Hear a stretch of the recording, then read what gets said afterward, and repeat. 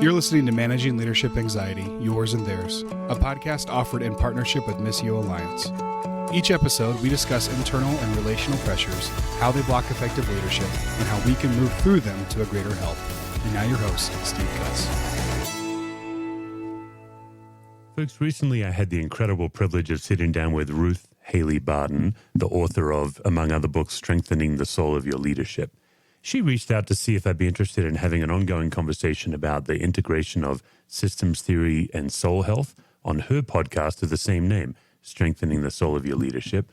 And having recorded it, we thought it'd be really great just to put it on both of our podcasts. So this is primarily an interview that Ruth is interviewing me, but really the spirit of it was a conversation. I think there's so much great stuff that Ruth offers here that just thought I'd share these next several episodes with you as we wrap up this season of MLA. So hope you enjoy. Well, friends, we're back, and I'm here once again with Steve Cuss, who is a pastor and also the author of Managing Leadership Anxiety, Yours and Theirs. Welcome back, Steve. Thanks, Ruth. And here we're going to talk about the sins of the fathers, understanding family of origin. And in our last episode, we began talking about some of these fundamental components to understand systems theory. And family of origin is one of the really significant components in understanding systems theory, because one of the things that I'm really aware of is that people are never just dealing with the situation they're in. They're always bringing whatever, however they were shaped in their family of origin, and continuing to work those things out in their current relationships. And so let's talk about that as it has to do with our leadership and as it has to do with listening and observing the context, the emotional context, even as we listen to the content. So Steve, why don't we start with you telling us a little bit about the significance of family of origin as it has to do with systems thinking and theory? I love that question. It's actually, this question is what put systems theory on the map, because Murray Bowen, who founded this theory, he came along in the mid-50s and really got it going in the early 60s. He was really the first in psychology to say, look, we need to look at not just the nuclear family, the child, the family, the house you were raised in. We also need to look at the multi-generational traits of your family. And that was such a light bulb for me, Ruth. Like, obviously I do have a funny last name, and so it's funny to hear it, but like, we do have what I guess I would call a family propaganda as cusses. And one of the things that was, when I dug into systems theory very early on, I did this thing called a genogram, which I know we'll talk about. And as I'm presenting my genogram, which is essentially a map of my multi-generation family, going back to my great-grandfather, all my cousins, uncles, and aunts are all on this map. The group that I'm presenting my genogram to, they were having a light bulb moment because we'd worked together for a few months by this point, maybe 6 or 8 weeks. We were chaplains together. And they said, oh, that's why you communicate the way you do. And I'm like, what are you talking about? And they said, Steve, you're like the Pope. You talk as if you're the Pope, that when you speak, it just is. Like, you really do seem to think that your opinion is exactly ex cathedra reality. Wow. Now, of course, anytime you're learning about yourself in a group, it's very vulnerable. And I'm sure I got defensive. I actually don't remember my reaction. What I remember inside me is saying, that's true. They've told me something about myself that's true that I was blind to. But this is a multi-generational cuss. What should we call it, Ruth? A gift, a delight, that when a cuss is in the room, we just think we know better. The gift that keeps on beating everyone up, I guess. Maybe? Oh my goodness! I mean, and of course, of course, it's covering some kind of pain in the Cuss family, or some kind of wound, or some false need, right? Like, but systems theory, it encourages you to do two very difficult things. It encourages you to look at the household in which you were raised, and to really come to terms with the messages you adopted as a child, and how you bring those messages into your adulthood in helpful and unhelpful ways.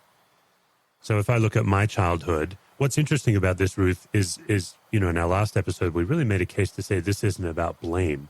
Never more so true than when you're doing family of origin work. Yes. If you're doing your family of origin work so you can finally blame dad and finally blame mom, it's going to be futile.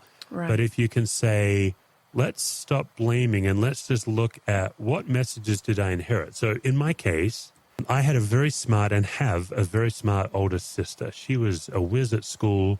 What's also true about Tony is she worked very hard. I tended to be pretty lazy academically. And so for a variety of reasons for that, also because I didn't know how to talk to girls when I was a teenager. They freaked me out. And I would get all like bumbly, and then I'd walk away from a conversation and replay it in my head. And then the third issue for me is I was terrible at sports, but I thought I was amazing at sports until I tried out for a team. So you're going to kind of see some of these traits. My view of myself as a little boy, radically different than reality. That'll make you anxious when you meet reality. And so all of these kind of formed a message for me that I'm stupid. I just spent most of my childhood and even my teenagehood really thinking I'm a stupid kid. I'm a stupid person. And last episode, I was talking about being in an elders meeting and not knowing the answer. Well, it doesn't take much to realize that my feeling of stupidity as a kid is directly related to my need as an adult to always know the answer to a question. It's very basic. But until I do that family of origin work, it's very painful work, it's very vulnerable work, I'm not going to grow. I'm not going to actually allow God into an area of my life that I'm managing on my own. So there's that trait. And then the more interesting trait for a lot of people is the multi-generational traits. When you see abuse, you can see addiction, mental illness, passed down generation to generation. The Old Testament in Exodus and also Jeremiah. In Exodus, it's the sins of the father are handed down to the third and fourth generation. In Jeremiah says, the father eats sour grapes and the children's teeth are set on edge. Now, we can read those verses through a kind of a curse, which is the way I think we typically take them in our first glance. I'm more interested in saying, what if Moses or whoever wrote Exodus and what if Jeremiah are just naming reality? This is the way family works, is traits are transmitted generation to generation until one generation says, let me sift these traits through the gospel. I've facilitated over 100 Genograms now. I remember one of them, very powerful, where he found the family Ku Klux Klan letter and burnt it ceremonially, got the family and had a ceremonial burning to say, as for me and my house, that's not who we are. We are about the opposite. Like what he was doing was taking a family generational trait and sifting it through the gospel and making a bold declaration. So, yeah, let's see where you want to go, Ruth, because obviously this is a big topic, but it's so powerful and so rich. Well, it strikes me that, again, if we don't know, this is a way of knowing what's happening within us when we talk about the non-anxious presence or the calm presence, that if you don't know what's going on within you and what's getting touched in you, you can actually be out of touch with what's really real in a given moment. So somebody does something very innocently, they didn't mean anything by it, but it touches something in you that has to do with a generational trait or characteristic or pattern or wound. And you're reacting to them as though they were someone in your family around that wound. And then all of a sudden their hair's blowing back because they got a really huge reaction for something that they offered up very innocently. Yeah. And sometimes that huge reaction looks like with getting smaller too. Sometimes you'll be in a situation and someone will touch something on you and you'll shrink yourself down and diminish yourself. Yeah. Yeah. Yeah, it's interesting work because if chronic anxiety is built on false assumptions and false beliefs, what often happens in our family is we take things that might be true, but we make them universally true. And I think that's where we get bound and stuck.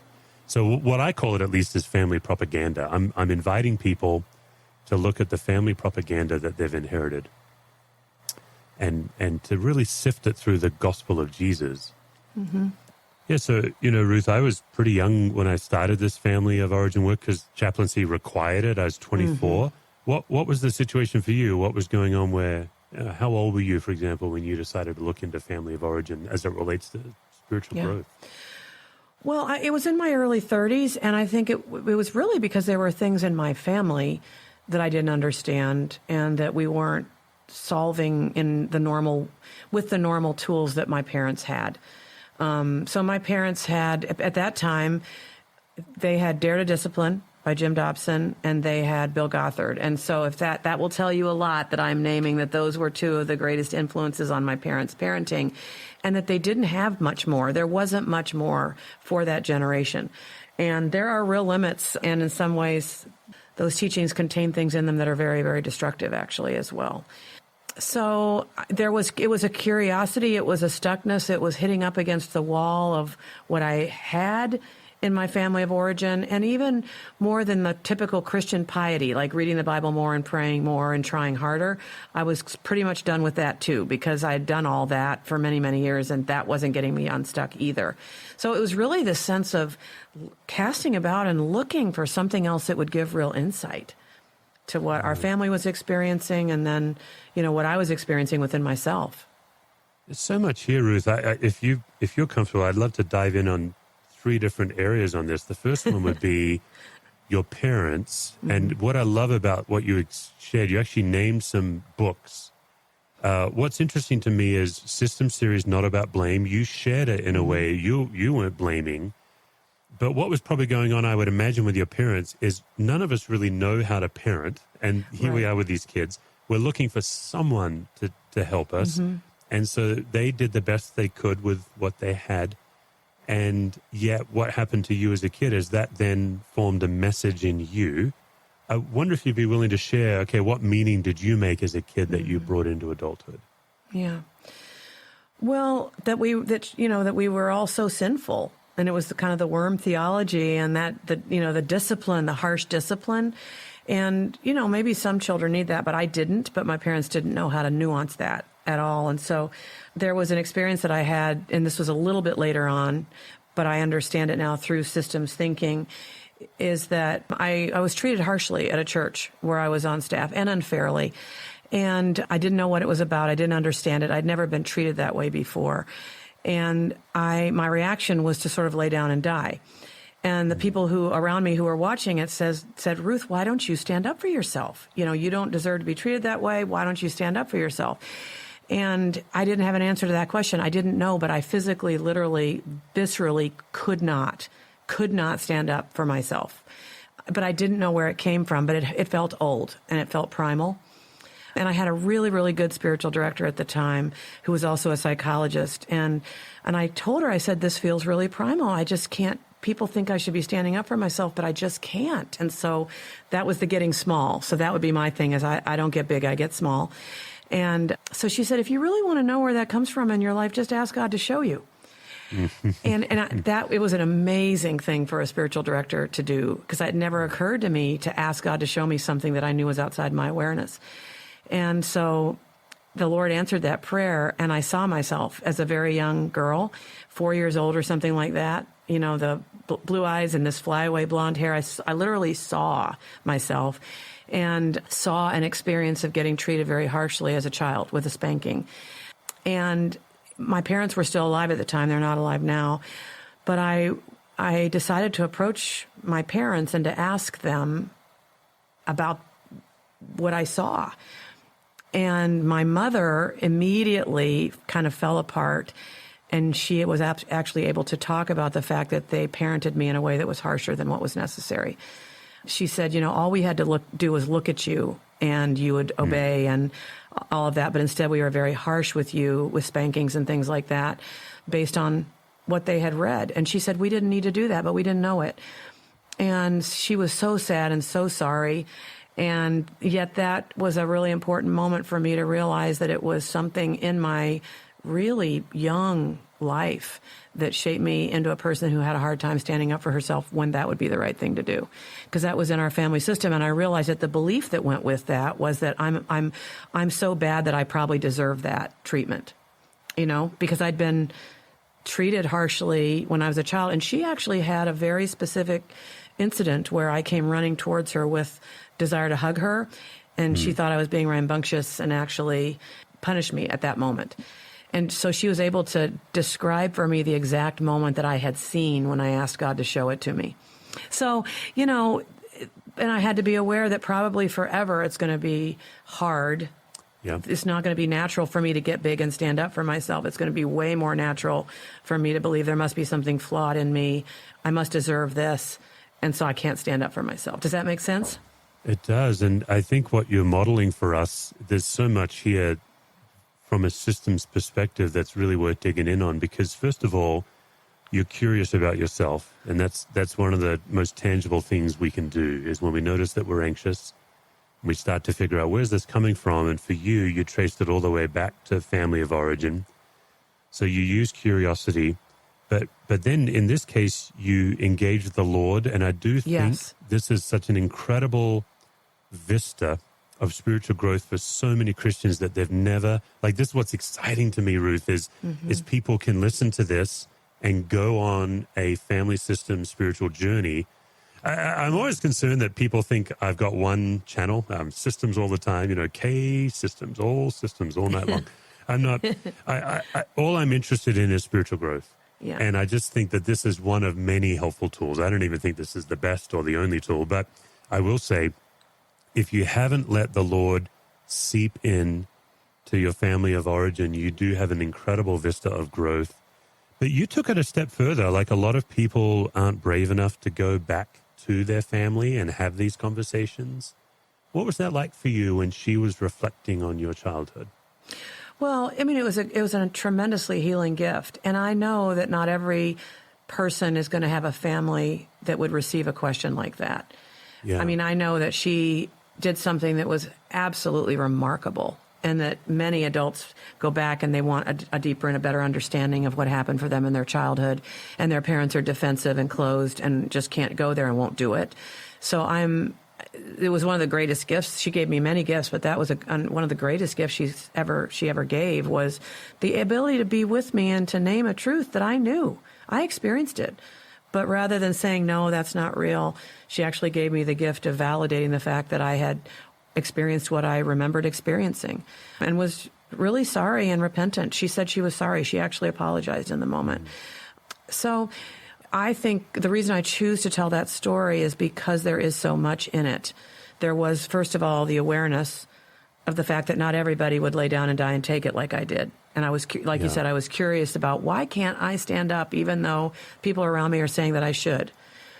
Other people, it would come very naturally to stand up and fight. But I didn't I was the possum. I laid down and died. Yeah. And then the prayer, the fact that I had a spiritual director who encouraged me to ask God to show me what God wanted to show me, that was a gift. If I hadn't prayed, I don't think I'd have gotten the awareness that I got. Yeah. And then thirdly, the ability to go back into your family system and actually do some processing. Like you said, all three of those things are there in that moment. And, I think we all have many things we could share, but I just feel like this is where we start to see the real gift of systems theory combined with a spirituality. That's right. Yeah. Where we're, Dr. Kurt. Yeah, where we're inviting God in versus seeing these things as bifurcated. It's essential what you just mentioned, because I think there's no real path to freedom on doing this work on your own versus doing it with the Lord. I love what you just said there, Ruth, because all of this work is for the sake of freedom and peace. I just, several years ago, I just noticed, and I know this is your journey too, transforming the soul of your leadership, right? Like we have the same, strengthening the soul of your leadership. We have the same story, that both of us woke up one day and said, the gospel I'm proclaiming, I'm not believing. Mm-hmm. Yeah. I'm not living it. Mm-hmm. And my experience, I think it's your experience too, is that's a very common experience in ministry. Mm-hmm. And I remember a retired pastor telling me when I shared it with him, he said, well, it'll come back when you retire. Yeah. Whoa. And I remember thinking, that's not okay. Like, that's not good enough. No, that is not the right answer. And he said it in a way that was like, you're sacrificing for the kingdom. But I was really intrigued by, well, what if I could experience the thing that I proclaim, and that all of my proclamation is out of the overflow of my experience, like the peace and love that I'm receiving. And that does lead me to a couple of things, Ruth. If you're comfortable digging in a bit more on your story, a couple of things that struck me is what happens is the beliefs that we bring into adulthood from our childhood experiences are so deeply entrenched we don't even know we believe them. Right. That's where I think inviting the Lord in. And so for you, it was this fundamental idea that I'm a worm. I'm very familiar with that theology. But probably I would imagine, I'm making an assumption about you, so I'd love you to check me on this. I would imagine that there wasn't even the option to test that belief for years. It wasn't up for grabs because it just is. But something in you broke when you said, let me take a look at this theology and how it's impacted me. Was that scary for you? I think by the way, Ruth, I'm famous for asking convoluted questions if you stick with me. But, okay. But as you go on the journey from I'm a worm to I'm God's beloved, my experience is that journey comes with some fear that I'm slacking off or getting it wrong. What was it like for you to go from I'm a worm to I'm beloved? Well, I mean, I think that is the whole journey, for people who are raised in that kind of fundamentalist environment, and then when you it's not just the theological belief about wormness, but it was a way of raising children.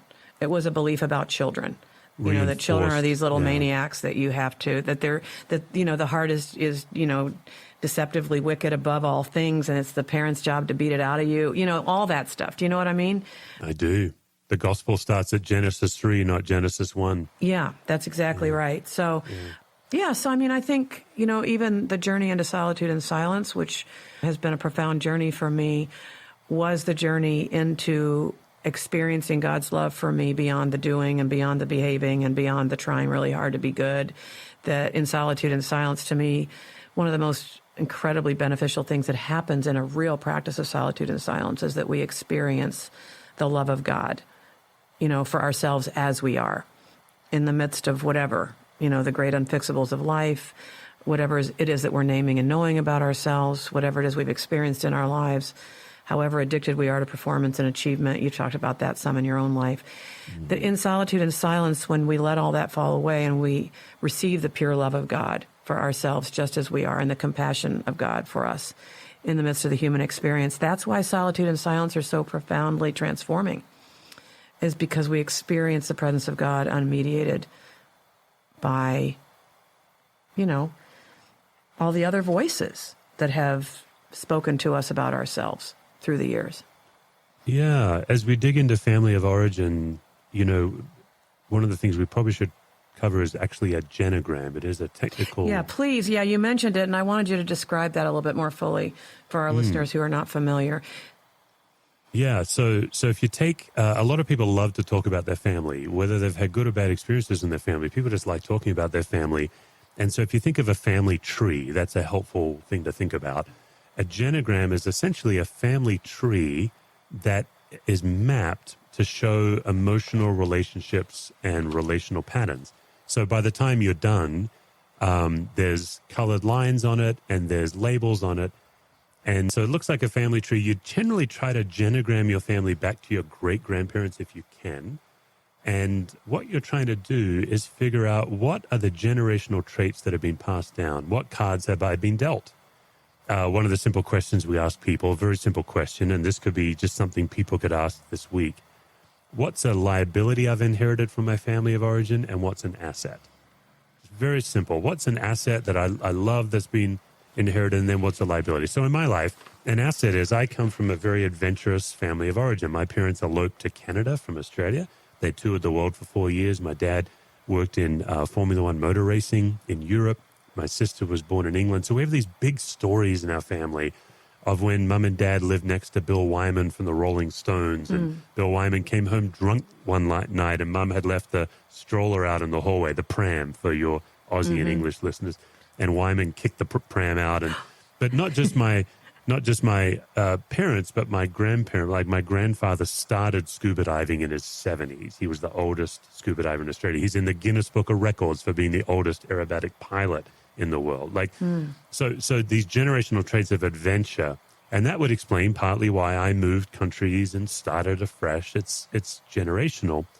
That would be an asset I'm very proud of. And then a liability has really affected my walk with the Lord, which is that cusses never need anything we always help people in need.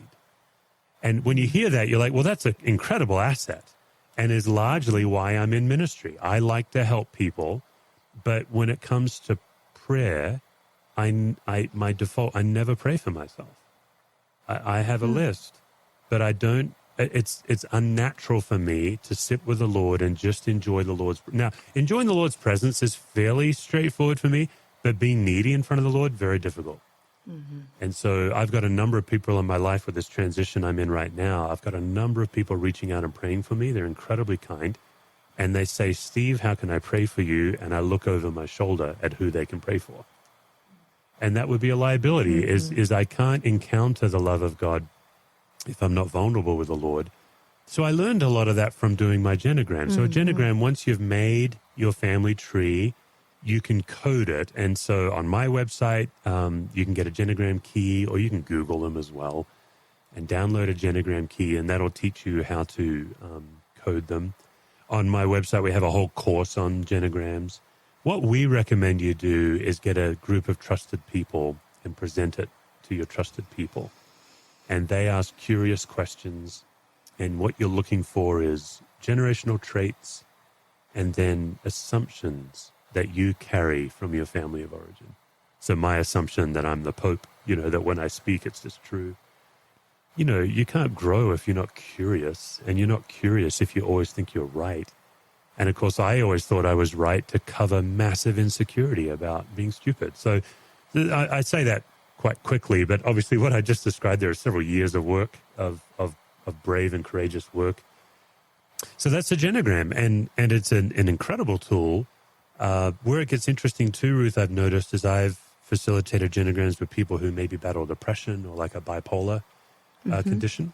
They find tremendous relief when they see that in the generations ahead of them. They feel less wrong. They feel more free. So there's a lot of freedom to be found in a genogram. After people present them, you usually have what we call a genogram hangover. It is emotional work. You do get a bit worn out by it. So you have to be kind to yourself.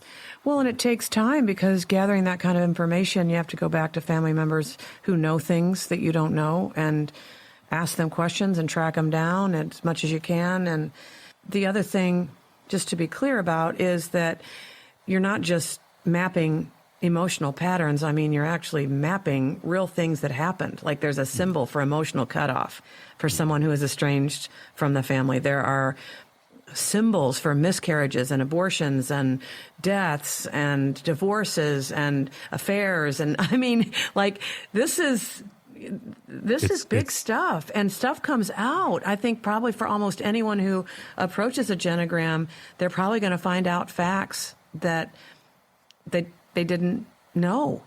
And you got to be ready.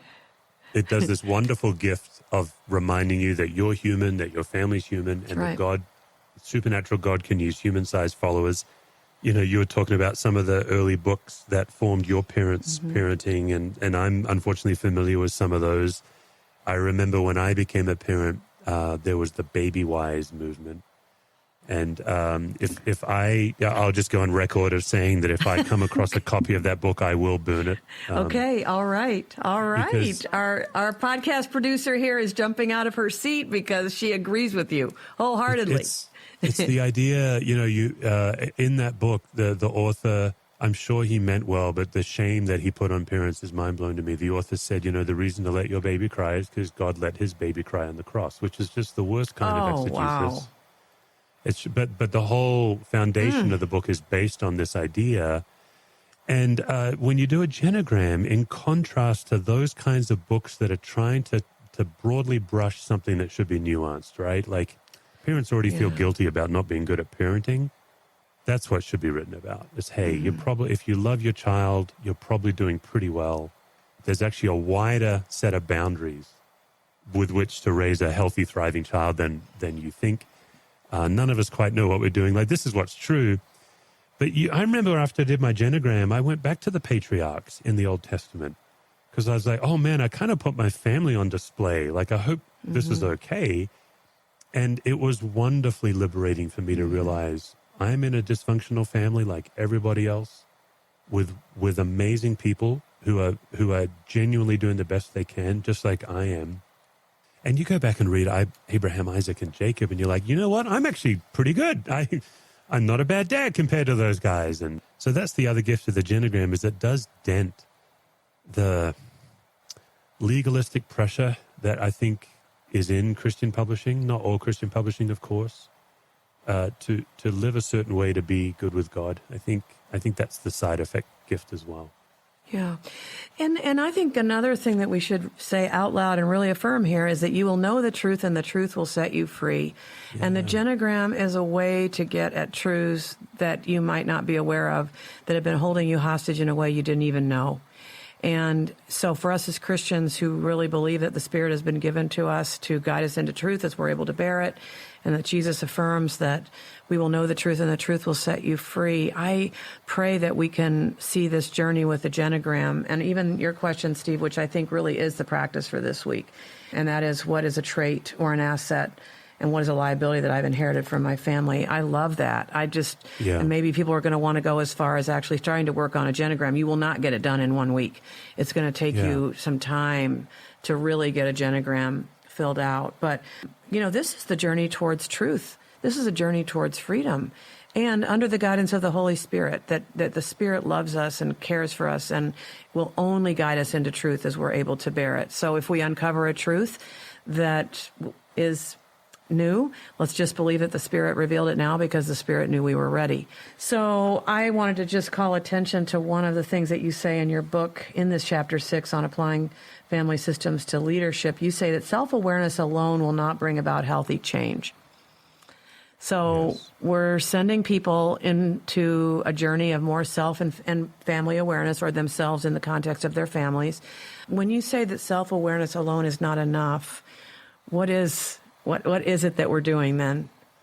Yeah, I think, yes. I think this is a loaded question, Ruth, because I think you've built a whole organization and ministry on what I believe we should be doing, which is what's on the other side of self-awareness. So even if we go back to your story of you came to the end of yourself, you had people that you trust speak into your life, and they said, hey, what you're doing is not what everyone does. That was curious to you. You go on this family of origin journey. Okay, so now you're self-aware, but that doesn't lead you into transformation and liberation. I think what God invites the follower of Christ to do is to die to self, is to offer these parts of ourself that are getting us into trouble to God in exchange for God's love and liberation. And so, to me, self-awareness is the beginning of the journey, but I do think, particularly in Western culture, I'm quite concerned that we've made it the end of the journey. I know my Enneagram number. I've taken all these profile tests. I know myself. I think we all know people who are self-aware jerks. None of us want to be around them. We certainly don't want to work for them, but they're self-aware. And what they say is, this is just how it is. But they usually say it in a very aggressive way. This is just how I am. You're going to have to deal with it. Yes, right. But I don't think that's spiritual transformation. I think that's false self. So once you're self-aware, now the journey is courage, right? Courage, bravery. I'm sure this was true for you, Ruth. You have to sit in some discomfort and pain. You have to bravely practice. And then so maybe we could even nuance it a little bit more and say it's death to the false self. The invitation is to die to the false self and to live as our true self in God. Yeah, I totally agree with that. Which, as you say, to set aside an old pattern that you've relied on that has kept you feeling safe, and to lay that aside and do something different is the courageous choice, right? That's the Viktor Frankl moment. Between stimulus and response, there is a space, and in that space is the choice, and the choice is to do something different than the false self would typically do, to go against pattern. I would also wish to say that Viktor Frankl space can sometimes be a space that takes 3 years. Yes. Sometimes when we hear space, we say, I've heard the podcast. Oh, it's 3 seconds. I got to make the right choice. slow work for sure. And so being kind to yourself is so important. Yeah. Oh, what a great conversation this has been. Thank you, Steve, so much. And as always, we want to leave our folks with something to practice. And I just love the question that you offered up. What's a trait in our family that was an asset? What's a trait in our family that has been a liability that I've inherited? And maybe even taking the step to explore doing a genogram, and hopefully with some help and guidance. I too was able to experience putting my genogram together in these trainings where we had a small group to work with. And it's really, really helpful to work with people who kind of know what they're doing and can support us a little bit. So I would suggest that, and maybe your website is a good place to go to receive some of the support that people might be looking for. And Ruth, I can feel us wrapping this up, and I am compelled just to give one thing. I'm sorry, I can feel you're landing ahead. the plane, and I'm relaunching it here for us. But for people who are in transforming community, it makes sense to me that they could do a genogram in your community. But for maybe your listeners who are not part of transforming community or any of my work, and they're just listening, their best next move would be to call a marriage therapist. Just cold call a Christian marriage therapist in town and bring 3 friends. I know it sounds funny, and pay a therapist to facilitate your genogram for you. Oh, that's a great idea. Very simple, because most marriage therapists are trained in systems theory. They're very familiar with genograms. And bring your friends, bring people that are curious, and you'll have a great time. But let somebody who's trained. I'm seeing a cocktail party actually in my own mind. Wouldn't it be fun? Yeah, get some the cocktails friends, the going therapist, the genograms, and but for you're making it sound fun. Well, people have heard about it and say, "Oh, I really want to do that." I would say tangibly, that's your next step: is hire a Christian. I think a Christian therapist, because they can bring gospel into it. But you can bring your friends to therapy. There's nothing stopping that. You bring your cheerleaders in, and get the cocktails flowing. You have a great time. Yeah, that sounds good. I think we're gonna have a fun week paying attention to this. And for some of us, let's just also set the expectation. This is not something you're going to get done in a week, but this might be a calling and an invitation that'll unfold over the next several months for you. Yes. And so I just feel like I want to pray right now and just ask God to guide us and our listeners. God, we thank you for just the ways in which you challenge us towards our growth, and you bring to us these tools as we're able to bear them. And so for those who are listening today and they feel a stirring, they feel something rising up saying, yes, I've been waiting for this. God, give us the courage to walk in and to trust the Holy Spirit to be our guide and to guide us into truth as we're able to bear it. We thank you for the Holy Spirit, who is our counselor and our advocate and our guide. Make us faithful and courageous as we respond to these things. In Jesus' name, amen. Amen. Friends, if you're listening to this in May or June or any time around there in 2022 or afterwards, then the Calm, Aware, Present Journal is available for pre-order. We're placing orders in May, and then in June, you can go to www.stevecusswords.com. And depending on when you click on it, that'll either link you to the Kickstarter campaign for pre-orders, or if you're a little after that, it'll link you to the Capable Life page where you can place your order. We'll be delivering journals in August. As we've been saying over and over, everybody needs an intentional, proven path. And the Calm, Aware, Present Journal is a 12-week journey, giving you a new tool each week, as well as daily reflection questions, midweek pause, and then an end-of-week reflection to help you lower reactivity and increase connectedness. So if you want to know more, go to www.stevecusswords.com, and you can click through to place a pre-order for your Calm, Aware, Present Journal. For more resources, visit stevecusswords.com or missioalliance.org.